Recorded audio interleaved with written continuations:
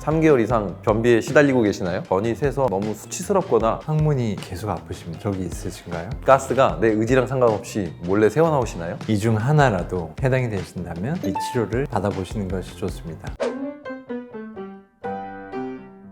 안녕하세요. 안녕하세요. 은고영의 윤상민. 권유한입니다. 자, 오늘은 병원에서 바이오 피드백 치료라는 걸 하고 있는데 환자분들한테 이제 바이오 피드백 치료를 하러 오세요 하면 환자들이 도대체 뭐 하는 거지? 되게 궁금해 하시는 경우가 많아요. 저희가 한 달에 몇 건 정도 하죠? 보통 350건에서 400건 정도 치료를 진행하고 있습니다. 그렇죠. 그래서 변비나 변실금, 골반통이 있는 환자들을 대상으로 이런 치료를 하고 있는데 자, 우선은 바이오 피드백 치료, 도대체 어떤 치료죠? 바이오 피드백 치료는 관략근의 움직임을 우리가 눈으로 보기 어렵잖아요. 그렇지. 내가 오므리세요 하면 안 오므리고 저 오므렸어요 할 수도 있잖아요. 그렇죠. 그래서 바이오 피드백 기기를 사용해서 항문을 조이면 모니터에 그대로 나오게 됩니다. 그러면 그 그래프를 통해서 내가 제대로 움직이고 있는지 확인하며 나아가는 운동 치료라고 보시면 됩니다. 그러니까 항문에 근육의 전기 신호를 체크할 수 있는 그런 걸 삽입을 하거나 혹은 삽입을 하지 않아도 앉은 상태에서 오므렸을 때 그 근육의 움직임을 체크할 수 있는 근준도 기기를 이용해서 환자가 오므리거나 할 때,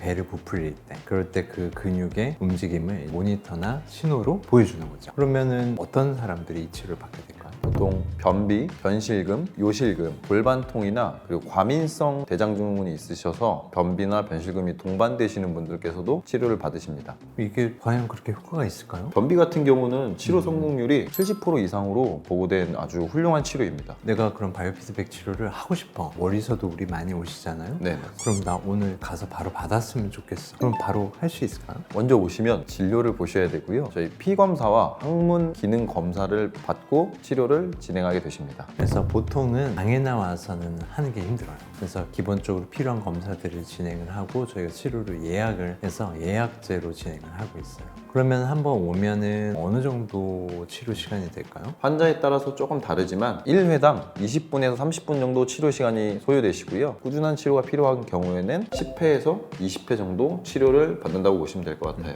그래서 우선은 바이오 피드백 치료라고 옛날에는 했었는데 요새는 저희도 그런 얘기를 잘 안 써요. 바이오 피드백만 하는 게 아니거든요. 변비나 변식금, 골반통 이런 질환들이 단지 오므리고 피고 밀어내고 그런 거에만 장애가 생긴 건 아니고 다양한 원인으로 발생을 하게 된단 말이에요. 그러니까 변비 같은 경우에는 단지 내가 못 밀어내는 게 아니고 식사를 잘 안 하는 저식이 변비나 장이 느린 서행성 변비, 장이 너무 빨라서 배가 불편한 빠른 변비나 배가 불편해서 항상 배변 시도라는 과민성, 강박성 변비 여러 가지 원인이 있는데 식이, 생활 습관, 배변에 대한 생각, 평상시에 자세나 호흡 이런 것들이 모두 관련이 된단 말이에요. 장이 어떤 상태냐, 뭘 먹고 있느냐 정도에 따라서 이제 치료가 다 달라지기 때문에 그냥 단지 오므리고 펴고 하는 바이오 피드백 치료관이 중요한 게 아니라는 얘기죠. 그래서 이제는 바이오 피드백 치료라기보다는 변비 클리닉에서, 변식금 클리닉에서, 골반통 클리닉에서 치료를 받으십시오. 그럼 우리 병원의 바이오 피드백 치료는 무엇이 다른가? 당연히 제일 기초적인 항문의 움직임이죠. 오므렸다, 폈다, 배변하기 위한 밀어내기 시행을 하지만 거기에 더해서 식이, 배변, 생활 습관, 문진을 통해서 환자의 증상별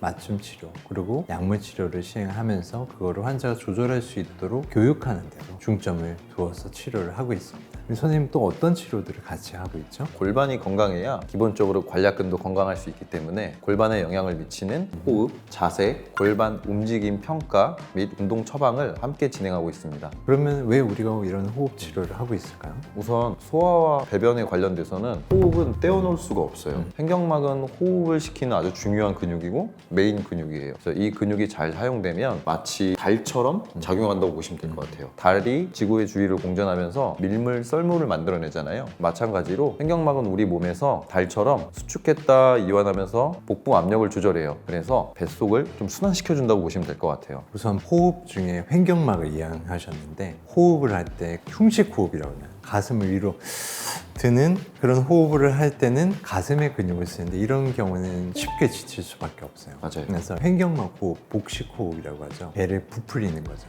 이거는 내가 배로 만드는 호흡이 아니고 횡격막을 밑으로 미는 거예요. 횡격막을 밑으로 내려 누르니까 배는 이렇게 팽창하고 골반도 몸 안에 있는 이런 동그란 통이잖아요. 그럼 당연히 얘도 밑으로 내려오는 거죠. 그러면서 골반도 횡격막의 움직임에 따라 자연스럽게 이완이 되고, 그리고 우리가 후 내쉴 때 횡격막이 이완되면서 이렇게 올라가게 되면은 당연히 배도 압력이 이렇게 낮아지니까 배도 오므라들고 골반도 이렇게 네. 오므라드는 거죠. 그래서 이런 횡격막의 움직임에 따라서 골반과 배가 계속해서 움직인다는 거네요. 그렇다면 횡격막을 이용해서 골반과 배를 계속 움직여야 되는 그런 이유가 있을까요? 우선 이렇게 보시면 될 것 같아요. 횡격막이 위에 있으면 골반적은 여기에 있죠. 그럼 장기들이 어디에 위치할까요? 중간에 있겠지. 그렇죠. 횡격막이 이렇게 내려와 주면 항문 관략근도 밑으로 이렇게 같이 내려가 줘요. 그리고 호흡을 뱉을 땐 자연스럽게 올라가면서 사이에 있는 장들이나 기타 장기들이 이렇게 위아래로 순환을 하게 돼요. 그리고 횡격막으로 호흡을 하는 게 아니라 목 어깨로 호흡을 하게 되면 등도 뻣뻣해지거든요. 그렇죠. 그렇게 되면 교감신경도 활성화되고 스트레스도 훨씬 더 심해지게 되는 거죠. 우리의 장이 제대로 된 위장관 운동을 하기가 어려워질 수 있어요. 그러니까 장이 움직이면서 중요한 게 교감신경이에요. 어떤 스트레스 상황에서는 장이 안 움직이게 되고 우리가 되게 편안할 때 있잖아요. 부교감신경이라고 하는데 네. 그런 게 항진될 때는 장이 많이 움직여요. 우리가 항상 몸이 편안하고 안정될 때 똥도 싸러가고 방구도 끼는 그쵸. 거지 뭐 누가 쫓아올 때 방구를 끼고 맞아요. 똥을 싸진 않잖아요. 그래서 미주신경이라고 하는 부교감신경의 제일 중요한 게 횡격막에 따라서 이렇게 내려가요. 근데 횡격막을 호흡을 시켜서 율동적으로 잘 움직이게 되면 이런 미주신경이 활성화되면서 장의 움직임에도 도움이 된다는 거고 배변에도 도움이 되죠. 그래서 이런 호흡이 골반을 계속해서 움직여주어서 골반의 긴장도를 계속 변화시킬 수 있는 이 호흡이 치료에 되게 중심이 된다고 생각하시면 돼요. 두 번째로는 이제 자세. 이런 자세는 뭐 어떤 면에서 이제 중요하다고 생각하시는지. 골반 바닥에 있는 근육이 항문 관략근이잖아요. 그렇죠. 항문 관략근은 그 위치의 특성상 골반의 자세에 따라서 긴장을 하기도 하고 약해지기도 하고 건강해지기도 합니다. 그래서 좋은 자세가 항문 관략근의 건강에 호흡과 함께 더불어서 가장 중요한 요소라고 생각합니다. 그러면은 앉는 자세나 서는 자세에서 대표적으로 안 좋은 자세들만 몇 가지 좀 얘기해 줄 수 있을까요? 원장님 자세인데요. 이렇게 되시면 복부의 압력을 만들어내지 못하기 때문에 목이나 어깨로 숨을 쉬게 되고 거북목이 되시겠죠. 이쪽에 올바른 압력이 만들어지지 못하면 관략근이 밑으로 계속 처지거나 묘하게 긴장이 될 수밖에 없어요.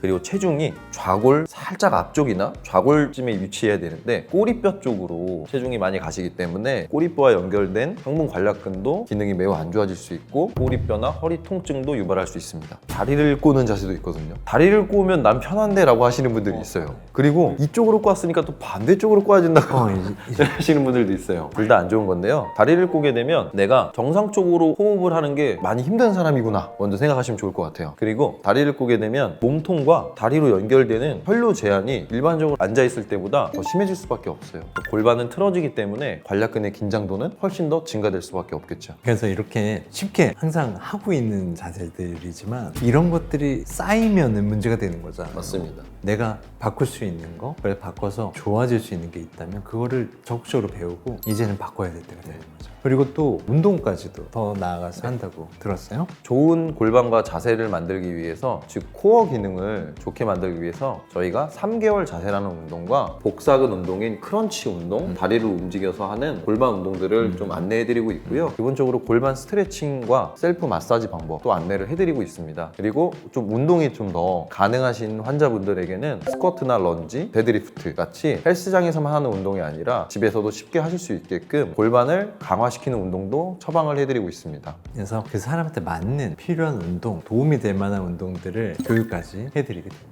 그래서 오늘은 저희 병원에서 하고 있는 바이오 피드백 치료죠. 저희는 그냥 통합 클리닉 치료라고 얘기를 드려요. 물론 학문이나 이런 데가 참 부끄럽기도 하고 그렇지만 치료를 받으면 내가 적극적으로 뭔가를 바꿀 수 있는 걸 많이 배워갈 수 있을 거라고 생각을 합니다. 오늘 영상이 도움이 되셨다면 구독과 좋아요, 알람 설정 부탁드립니다. 감사합니다.